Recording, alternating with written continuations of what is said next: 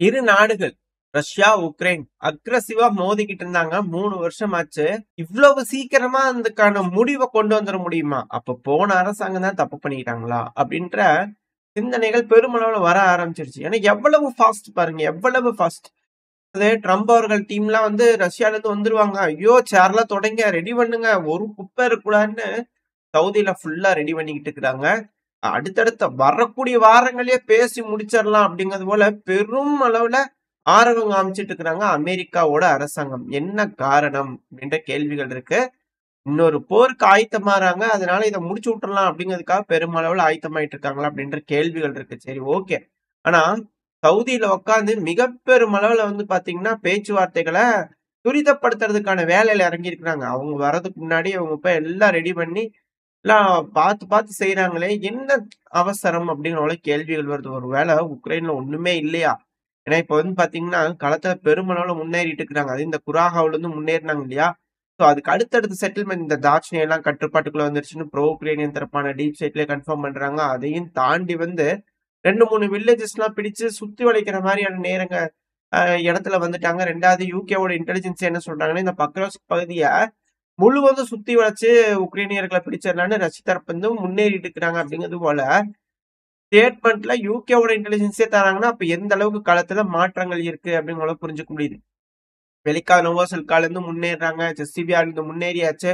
அடுத்த பேட்டில் கொஸ்டாண்டினிவ்கா தான் அப்படிங்கிற மாற்று கடத்துல பக்ரோஸ்க்கு கொஸ்டாண்டினிவ்கா. இதுக்கு நடுவுல பூந்துக்கிறாங்க ரஷ்ய தரப்புல இருந்து. 2 சைடு அப்படியே அம்பர்லா மாதிரி விரிஞ்சு அடிக்கலாம். அந்த மாதிரி ரஷ்ய தரப்புல இருந்து பெருமளவு முன்னேறிட்டு இருக்காங்க பல பகுதிகள்லயும். 2வது திராஸ்க் பகுதி முழுவதும் கட்டுப்பாட்டுக்குள்ள வந்துருச்சு. அங்க ரெடி ஆனதுக்கு அப்புறம் அப்படியே ஒரு அப் எடுத்தாங்கன்னா நேரா கொஸ்டாண்டினிவ்கா. இல்ல இந்த சைடு பக்ரோஸ்க்கு வேணுமா அந்த சைடு அடிக்கலாம்னா ஆல்ரெடி கிரிவலம் வந்துகிட்டு இருக்காங்க பக்ரோஸ்க்கு சுத்தி ரஷ்ய வீரர்கள். கட்டி பிடிச்சிக்கலாம் அப்படிங்கறதுல பெருமளவுல வந்து பாத்தீங்கன்னா சுத்தி சுத்தி வளைச்சு வளைச்சு பிடிச்சு பெரும் பகுதிகளை வந்து பாத்தீங்கன்னா கட்டுப்பாட்டுல எடுத்துட்டு இருக்காங்க.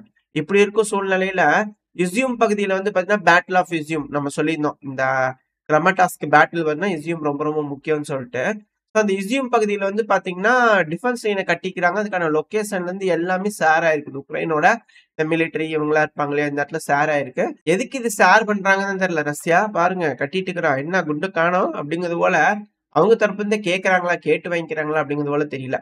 லொகேஷனோட ஷேர் பண்றாங்க பாருங்களேன், அடுத்த இது ரெடி ஆயிட்டு இருக்கு அப்படிங்கிறது போல. சரி, ஓகே. அது எவ்வளவு பட்டாலும் உக்ரைன் தரப்புல இருந்து இதை மட்டும் கரெக்ட் பண்ணிக்க மாட்டேறாங்க அப்படிங்கறதா இதுல இருக்கக்கூடிய விஷயம். சரி, ஓகே. உக்ரைனுக்குள்ள தாக்குதல்கள் எந்த அளவுக்கு நடந்திருக்குன்னா 95 ட்ரோன்கள் 16 பிப்ரவரி வந்து பாத்தீங்கன்னா ஏவி விட்டுருக்காங்க. இதுல உக்ரைனோட கேபிட்டலான கீவ்ல இருக்கக்கூடிய ஒரு வேர் ஹவுஸ் வந்து பாத்தீங்கன்னா பயங்கரமா தீப்பிடிச்சிருந்துட்டு இருந்திருக்குது. அதை தீயணைப்பு வீரர்கள் அணைச்சிருந்துக்கிறாங்க பெருமளவுல. அடுத்து இந்த ஒடசா பகுதியில சைடுல ஒரு வீடியோ பதிவுலோட இருக்கும் பயங்கரமான தாக்குதல் ஒடசா பகுதியில. அப்படியே மிக்கலைவ்ல வந்துட்டோம்னா அங்க ஒரு பவர் பிளான்ட் மேல அட்டாக் பண்ணிக்கிறாங்க. அப்படியே அடுத்த கிர்வீரிக்கு வந்தோம்னா சேட்டலைட் இமேஜ் வந்திருக்கு. குறைஞ்சது 2 மிசைல் தாக்குதலாவது அங்க நடந்திருக்கும் அப்படிங்கறதோட சொல்லிக்கிறாங்க. பயங்கரமான மேசிவான ஸ்ட்ரைக் வந்து பாத்தீங்கன்னா ரஷ்ய தரப்பு இந்த பகுதிகள் எல்லாத்துலயும் நடந்திருக்குது. அதுவும் இந்த லுட்டஸ்க் பகுதியில வந்து பாத்தீங்கன்னா 6 மணி நேரமா ஒரு ஹோட்டல் தீப்பிடிச்சிருந்திருக்குது. 50 தீயணைப்பு வீரர்கள் சுத்தி சுத்தி வளைச்சு வளைச்சு தீயணைச்சு பாத்துக்கிறாங்க. 6 மணி நேரத்துக்கு மேல எரிஞ்சிருக்கு அப்படின்னு சொல்றாங்க. ஒருவேளை வெளியே போகும்போது அதிக அளவுல ஆயுதங்கள் ஏதாவது வச்சு அதை ஏதாவது பத்த வச்சுட்டு போயிடலாம் அப்படிங்கிற ஏதாவது திட்டத்துல செஞ்சுட்டாங்களா அப்படிங்கிற கேள்விகள் வருது. இல்லைன்னா ரஷ்யா இங்க ஒரு லொகேஷன் இருக்குது போட்டுடுங்க அப்படிங்கிற கொடுத்துட்டாங்களா என்னன்னு தெரியலையே. வளைச்சு வளைச்சு அடிச்சுக்கிறாங்களே. அது தீயெல்லாம் எரிஞ்சுக்கிறது வந்து பாத்தீங்கன்னா 5 மணி நேரம் 6 மணி நேரம் அப்படிங்கிற சொல்றாங்க. ஏன் இது போல ஒரு தாக்குதல் அப்படிங்கிறது போல தெரியல. அது கூடவே வந்து பாத்தீங்கன்னா பால்டோவா பகுதி, இந்த பால்டோவா பகுதியில 2 முறை நிலநடுக்கம் வந்திருக்கு, உணரப்பட்டிருக்கு அப்படிங்கிற சொல்றாங்க. நிலநடுக்கம் அப்படிங்கிறது எர்த்குவேக் மாதிரி இல்ல, அது தாக்குதல் நடந்திருக்கு. ஆல்ரெடி இது போல வந்து பாத்தீங்கன்னா சொல்லி இருந்திருக்காங்க. தாக்குதல்னால வேர் ஹவுஸ்ல வந்து தாக்குதல் நடந்திருக்கு, வெப்பன்ஸ் இருந்ததுனால அது மேல அட்டாக் பண்ணும்போது நில அதிர்வு மாதிரி ஏற்பட்டிருக்கு. அதிகமான வெப்பனை ஒரு இடத்துல ஸ்டோர் பண்ணி வைக்கும் போது அந்த இடத்துல தாக்குதல் பண்ணி வெடிக்கும் போது இது போல ஏற்படும் சொல்லிக்கிறாங்க. இந்த பால்டோ பகுதி ஜப்ரோசியா பகுதியில இது போல ஆல்ரெடி நடந்த செய்திகள் வந்திருக்கு. ஆனா இப்போ 2 முறை வந்திருக்கு அப்படிங்கிறது போல தகவல்கள் வந்துகிட்டு இருக்கு. என்ன காரணம்னு தெரியல. இது ஒரு அசம்ஷன் தான். மேபி ஆயுத கடங்கா இருக்கலாம். அப்படி இல்லை அப்படின்னா நிலநடுக்கம் வந்திருக்கலாம். ஏன்னா அது ஒரு சின்ன பகுதியில மட்டும் உணரப்பட்டிருக்கு அப்படின்னா அது டவுட்டா தான் இருக்கு. இல்ல வேற ஏதாவது ஒரு சோதனை பண்றதுக்காக மிசைல் எதிர்த்து ரஷ்யா தரப்பு இருந்து ஏவிட்டாங்களா என்னன்னு தெரியல. டெஸ்ட் பண்ணி பார்க்கலாம் அப்படிங்கிற ஏதாவது டெஸ்ட் பண்ணிட்டாங்களான்னு தெரியல. பட் ஆனா ஒரு மிக பெரும் தாக்குதல்கள் வெறி ஒன்று ரஷ்யா தரப்பு வந்து பண்ணிக்கிறாங்க. அதாவது ட்ரோனை மட்டும்தான் உக்ரைன் வந்து கவுண்ட் எடுத்துக்கிறாங்க. ரஷ்யாவுக்கு 95 ட்ரோன்கள்ட்டு ஆனா மிசைல்களும் பெருமளவுல ஏவி இருக்கிறாங்க அப்படிங்கிற மாற்று கருத்துல வளைச்சு வளைச்சு அடிச்சுக்கிறாங்க ரஷ்யா. இதை வந்து பாத்தீங்கன்னா என் தலைவர் ஜெலன்ஸ்கி அவர்கள் தெளிவா சொல்லியிருக்கிறார். அதாவது அமைதிக்காக பேசிட்டு இருக்கிறாங்க. இவங்களெல்லாம் அட்டாக் பண்றதெல்லாம் பார்த்தா அமைதிக்காகவா தெரியுது? இது போல செய்வாங்களா? 1,00,000 மக்கள் கிட்ட இந்த குளிர்ல வந்து ஹீட் இல்லாம கஷ்டப்பட்டுட்டு இருக்காங்க. அதுவும் பிப்ரவரி 17 வந்து பாத்தீங்கன்னா வார்னிங்கே கொடுத்துருந்தாங்க பல இடங்கள்லயும். அதாவது டெம்பரேச்சர்லாம் -20 கிட்ட ஹிட் ஆக போகுது, பயங்கரமா ஃப்ரீஸ் ஆக போகுது. இதை தனக்கு சாதகமா ரஷ்ய தரப்பு வந்து பயன்படுத்திக்குவாங்க. ஏன்னா ரோடு ஓட்ட மாதிரி இருக்கு, அப்படியே பல பல பல பலன்னு மின்னு எல்லா பகுதியும், இந்த சேறு சகதியெல்லாம் இருக்காது. ஏறா வண்டியில அழுத்துற ஆக்சலரேட்டர்னு வச்சு உள்ள நேர கீவுக்கு வந்து ஹலோ எங்க இருக்கீங்க அப்படின்னு வந்து கேட்டுருவாங்களா அப்படிங்கிறது தெரியல. அது அந்த காரணத்துக்காக தான் இந்த அளவுக்கு வந்து பாத்தீங்கன்னா இந்த டெம்பரேச்சர் இதெல்லாம் ரஷ்யாவுக்கு ரொம்ப ஃபேவரா இருக்கிறதுனால இதை முடிச்சே ஆகணும் இப்பவே பேச்சுவார்த்தையில அப்படிங்கிறதுக்காக போறாங்களா என்ன ஏதுங்க தெரியல.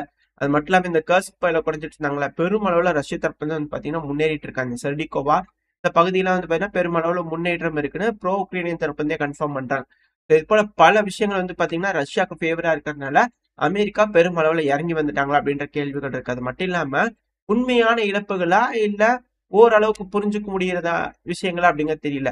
ஏன்னா கெலாக் அவர்கள் இருக்கிறார் இல்லையா, அவர் தரப்பு ஸ்டேட்மெண்ட் என்னன்னா, அதாவது அமெரிக்கா இந்த கொரியன் வார்லயும் சரி வியட்நாம் வார்லயும் சரி இழந்ததை விட அதிக அளவுல வந்து பாத்தீங்கன்னா உக்ரைன் இந்த வார்ல இழந்திருக்கிறாங்க வீரர்கள் அப்படின்னு சொல்றாங்க. அப்படி இப்படின்னு தோராயமா கூட்டி கழிச்சு பார்த்தாலுமே 90,000 வீரர்கள்ல இருந்து 1,00,000 வீரர்களுக்குள்ள உக்ரைன் இறந்திருக்கலாம் அப்படின்ற கால்குலேஷன் வருது. ஏன்னா 54,000ல இருந்து 56,000, 50ல இருந்து 55,000 வச்சுக்கோங்களேன் வியட்நாம் வார்ல. கொரியன் வார்ல வந்து 30ல இருந்து 36,000, 37,000 வீரர்கள் கிட்ட அமெரிக்க தரப்பு வந்து இழந்திருக்காங்க. ஸோ இதை கால்குலேட் பண்ணி பார்க்கும்போது தோராயமா ஒரு 95ல இருந்து 1க்குள்ள வருதா, 1,00,000 வீரர்களுக்குள்ள வருதா. ஸோ இந்த கால்குலேஷன் வந்து கெலாக் அவர்கள் சொல்றாருன்னா அப்ப எந்த அளவுக்கு வூண்டட் இருப்பாங்க, அப்ப எந்த அளவுக்கு கேஷுவாலிட்டிஸ் இருக்கும், மிஸ்ஸிங் இன் ஆக்ஷன் இருக்கும், பிரிசனர் ஆஃப் வார் இருக்கும். ஸோ இப்ப களத்துல உக்ரைனோட வீரர்கள் இல்லையா, பெருமளவுல தட்டுப்பாடு இருக்கு. இதை ரஷ்யா தெரிஞ்சுக்கிட்டாங்க. ஸோ இந்த காரணத்தினால இதுக்கு மேல வேலைக்கு ஆகாத டிசிசி எம்ப்ளாயிஸ்ல என்னதான் வளைச்சு பிடிச்சாலும் அந்த அளவுக்கு முடியல. ஏன்னா இதெல்லாம் வந்து புடானா அவர்கள், சிர்ஸ்கி அவர்கள் வந்து எல்லாருமே சொல்லிட்டு இருந்தாங்க 5,00,000 வீரர்கள் குறைஞ்சது இல்ல அப்படின்னா சரண்டர் ஆயிரலாம் ரஷ்யா கிட்ட அப்படின்னு சொல்லியிருந்தாங்க இல்லையா. இதெல்லாம் வச்சு பார்க்கும்போது ஓரளவுக்கு புரிஞ்சுக்க முடியுது உக்ரைன் ரொம்ப வீக்கா இருக்கிறாங்க. அதனாலதான் அமெரிக்க தரப்புல இருந்து இந்த அளவுக்கு அவசர அவசரமா வந்து பாத்தீங்கன்னா எல்லாரும் ப்ரிப்பேர் ஆயிட்டு இருக்காங்க அப்படிங்கிறது போல. அடுத்தது இந்த முனிச் அக்ரிமெண்ட் நடந்ததுல இருந்து ரொம்ப அப்செட்ல இருக்கிறார் மேக்ரோன் அவர்கள். உடனே என்ன பண்ணிக்கிறாங்கன்னா எமர்ஜென்சி மீட்டிங் உக்ரைனுக்காக கூப்பிட்டே ஆகணுங்க அப்படிங்கிறது போல எமர்ஜென்சி மீட்டிங் வந்து பாத்தீங்கன்னா மேக்ரோன் அவர்கள் கூப்பிட்டுருக்காங்க. இதுல யூரோப்பியன் யூனியன்ல இருக்கக்கூடிய நாடுகள் உக்ரைனுக்கு ஆதரவா இருக்கக்கூடிய நாடுகள்லாம் ஒன்னா உட்காந்து பேசுவாங்க அப்படிங்கிற மாற்று கருத்துல என்ன மாதிரியான முடிவுகள் எடுக்க போறாங்கிறது பார்த்தலாம். அடுத்த வந்து பாத்தீங்கன்னா இந்த போலாண்ட் இருக்கிறாங்க இல்லையா, ஸோ அவங்க கிட்ட இருந்து விதவிதமான ஸ்டேட்மெண்ட்ஸ் வருது. நேத்திக்கு தான் வந்து பாத்தீங்கன்னா ஒரு மாதிரி பார்த்துருப்போம், ஆனா இன்னைக்கு அப்படியே அந்தர்பல்ட்டி மாதிரி அடிச்சுக்கிறாங்க. என்ன சொல்லிக்கிறாங்க அப்படின்னா இதெல்லாம் துருக்கியை விட சரியான ஆளுகளா இருப்பாங்க போல இருக்குது அப்படிங்களா இருக்கு. அதாவது போலாண்டோட ஃபாரின் மினிஸ்டரான சிரோவ்ஸ்கி அவர்கள் அவர் தரப்பு என்ன ஸ்டேட்மெண்ட் வந்திருக்குன்னா, அது என்னதான் வந்து அமெரிக்காவோட இந்த அமைதி பேச்சுவார்த்தையெல்லாம் வந்து அன்ஆர்த்தடாக்ஸா இருந்தாலுமே அது கொஞ்சம் நம்பிக்கை தருதுங்க அப்படிங்கிறது போல போலாண்டு தரப்புல இருந்து. அதாவது போலாண்டு அதிகமான ஆயுதங்களை வாங்கி குவிக்கிறது ரஷ்யா கேத்துல போல தெரியுது.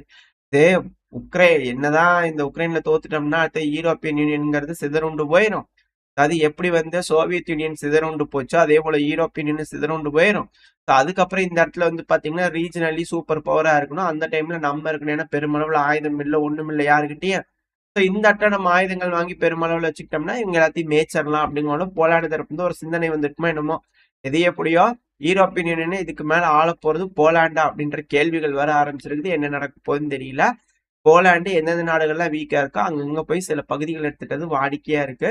இதுக்கு மேல அது போல விஷயங்கள் நடக்குமா, யூரோப்பியன் யூனியன் உடைஞ்சு அங்க இருக்கக்கூடிய நாடுகளே இதுக்கு மேல அடிச்சுக்குவாங்களா பவருக்காக அப்படின்ற கேள்விகள் வர ஆரம்பிச்சிருக்கு. ஏன்னா இதே போலாண்டோட ஃபாரின் மினிஸ்டரான செரோஸ்கி அவர்கள் என்ன சொல்லிக்கிறாருன்னா, ஜெலன்ஸ்கி அவர்கள் சொல்லியிருந்தார்ல யூரோப்பியன் யூனியனுக்குன்னு தனியா ஒரு ஆர்மி உருவாக்கணும்னு, அதெல்லாம் செல்லாதுங்க, அதெல்லாம் நடக்காதுங்க அப்படிங்கிறவங்கள அவர் தரப்புன்னு சொல்லிக்கிறாரு. ஆமா, போலாண்டு கிட்ட அதிகமான ஆயுதம் இருக்கு, பெருமளவுல வாங்கி குவிச்சுக்கிறாங்க, செலவு பண்ணி ரெடி பண்ணியிருக்கிறாங்க. ஆனா அந்த அளவுக்கு யூரோப்பியன் யூனியன் நாடுகளுக்குள்ள விமானங்கள் இருக்கா, வேற ஏதாவது இருக்கு? ஒண்ணும் கிடையாது. எல்லாம் உக்ரைனுக்கு கொடுக்குறேன்னு எல்லாத்தையும் முடிச்சுட்டாங்க. இப்ப வேணும்னா அமெரிக்கா தான் கொடுக்கணும், கொடுப்பாங்களா அப்படின்ற கேள்விகள் இருக்கு. பொறுத்திருந்து பார்ப்போம். ஆக யூரோப்பியன் யூனியனும் மொட்டை அடிச்சுட்டாங்களா அப்படின்ற கேள்விகள் வர ஆரம்பிச்சிருக்கு. அதுக்குத்தான் இத்தனை நாளா கதையா சுத்திட்டு இருந்தாங்களா அப்படின்ற கேள்விகள் இருக்கு. எது எப்படியோ இப்ப ரஷ்யா உக்ரைன் பிரச்சனை என்ன நிலவரம் அப்படின்னு தெரிஞ்சிருச்சு இவங்க சொல்லக்கூடிய ஸ்டேட்மெண்ட்ஸ் வச்சு பார்த்து. அப்புறம் அடுத்தது அப்படியே இந்த மிடில் ஈஸ்ட் கிட்ட போயிட்டோம்னா மார்க்கோ ரூபியோ அவர்கள் தரப்புல ஸ்டேட்மெண்ட் வந்துருச்சு. இந்த மிடில் ஈஸ்ட்ல இருக்கக்கூடிய மிக பெரும் பிரச்சனை ஈரான் தாங்க. அது மட்டும் இல்லாம ஈரான் கிட்ட அணு ஆயுதம் இருக்கக்கூடாது அப்படிங்கறதுல தெளிவா இருக்கிறாங்க அமெரிக்க தரப்புல இருந்து. அமெரிக்கா இஸ்ரேல் ஆமா ஈரான் கிட்ட அணு ஆயுதம் வரக்கூடாது அப்படிங்கறத தெளிவா இருக்கிறாங்க. அது கூடவே பாத்தீங்கன்னா இஸ்ரேல் தரப்புல இருந்து என்ன ஸ்டேட்மெண்ட் வருதுன்னா லெபனான்ல இருக்கக்கூடிய ஹிஸ்புல்லாவை டிசாம் பண்ணி ஆகணும். லெபனானோட ராணுவமே அதை செஞ்சுட்டாங்கன்னா பரவாயில்ல, அது ப்ரிஃபரன்ஸ் இருக்கு அப்படின்னு சொல்றாங்க. அது கூடவே சிரியால இருக்கக்கூடிய இடத்த பாத்தீங்கன்னா இதுக்கு மேல பயன்படுத்தி எங்க மேல தாக்குதல் பண்றதுக்கு இதுக்கு மேல நாங்க விட மாட்டோம் அப்படின்னு சொல்றாங்க. அது மட்டும் இல்லாம பெர்மனண்டா பேஸ் தான் கட்டிட்டு இருக்காங்க லெபனான்லயும் சரி சிரியாலையும் சரி. முழுசா இப்ப புதுசா உள்ள போய் பிடிச்ச பகுதிகள் இருக்குல்ல அங்க பேஸ் எல்லாம் கட்டிட்டு இருக்காங்க. மேபி இதுக்கு மேல அது அவுட் போஸ்டா இருக்க போகுது இஸ்ரேலுக்கு அப்படின்னு புரிஞ்சுக்கூடிய. அது மட்டும் இல்லாம இந்த MK-84 ரக ஆயுதங்கள்லாம் இருக்கு இல்லையா அமெரிக்க தரப்புல இருந்து அந்த ஆயுதங்கள் இஸ்ரேலுக்கு கொடுக்கல பேன்லாம் லிஃப்ட் பண்ணி விட்டாங்க. அது பெருமளவுல பாத்தீங்கன்னா சப்ளை ஆயிட்டு இருக்கு. காலையில கூட வீடியோ பதிவு பார்த்திருப்போம் நேத்திக்கு. அந்த டைம்ல பாத்தீங்கன்னா இது போல சப்ளைஸ் கொடுத்துட்டு இருந்தாங்க இல்லையா. மேபி இது போல ஆயுதங்கள் வந்திருக்கலாம். இதுக்கப்புறம் இது எல்லாத்தையும் இந்த லெபனான் சிரியா வெஸ்ட் பேங்க் இந்த பகுதிகள்லாம் பெருமளவுல பயன்படுத்துவாங்களா, ஒருவேளை ஈரான் மேல பயன்படுத்துவாங்களா அப்படின்ற அச்சங்கள் வர ஆரம்பிச்சிருக்கு.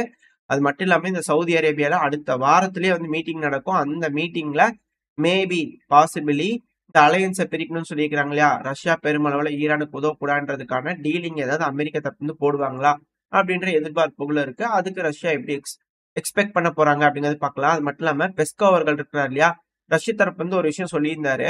அதாவது இந்த மின்ஸ்க் டாக்ல அவங்க என்ன மாதிரியான பொய் பேசினாங்க தெரியுமா, அது எல்லாத்தையுமே இந்த பேச்சுவார்த்தையில நாங்க கன்சிடர் பண்ணுவோம், நாங்க எடுத்துக்குவோம் அப்படிங்களும் சொல்லிக்கிறாங்க. அதாவது அவங்க பொய் பேசுவாங்க அப்படிங்கிற ரஷ்யாவுக்கு தெரிஞ்சிருக்கு. ஸோ அதுக்கு ஏத்த மாதிரியான கவுண்டர் இந்த தடவை ரஷ்யா கிட்ட இருக்கும். பார்ப்போம் இந்த தடவையாவது அவங்க கொடுக்கக்கூடிய கேரண்டிஸ் வாரண்டிஸ் சொல்லக்கூடிய சொல் தவறாம இதுக்கு மேல யூரோப்பியன் யூனியன் நடந்துக்க போறாங்களா. யூரோப்பியன் யூனியன் இதுக்கு மேல இருக்க போறல டி யூரோ இனிதே நடந்துருச்சு அப்படிங்கிறது போல பல அனலிஸ்ட் தரப்புன்னு சொல்லப்பட்டு வருது. சில நாட்களுக்குள்ள ஈரோன்ற ஒரு நாணயம் இல்லாமல் போனாலும் ஆச்சரியப்படுறதுக்கு இல்லை அப்படின்னு சொல்றாங்க. எப்படியோ டீடாலரைசேஷனுக்கான முதல் ஸ்டெப் டி ஈரோ அது நடந்துருச்சு அப்படிங்கிற பலரும் சொல்றாங்க. ரெண்டாவது பிரிக்ஸ் சமிட் நடக்க இருக்கு. நம்ம ஆல்ரெடி இந்த பதிவுல பார்த்துருந்தோம் செய்தி போன நேத்திக்கு பதிவுல.